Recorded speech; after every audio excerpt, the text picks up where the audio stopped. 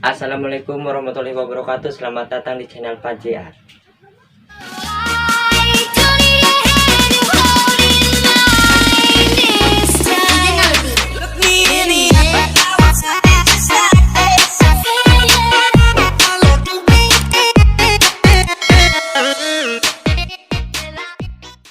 Oke, di video sebelumnya saya sudah menggambar buah nanas.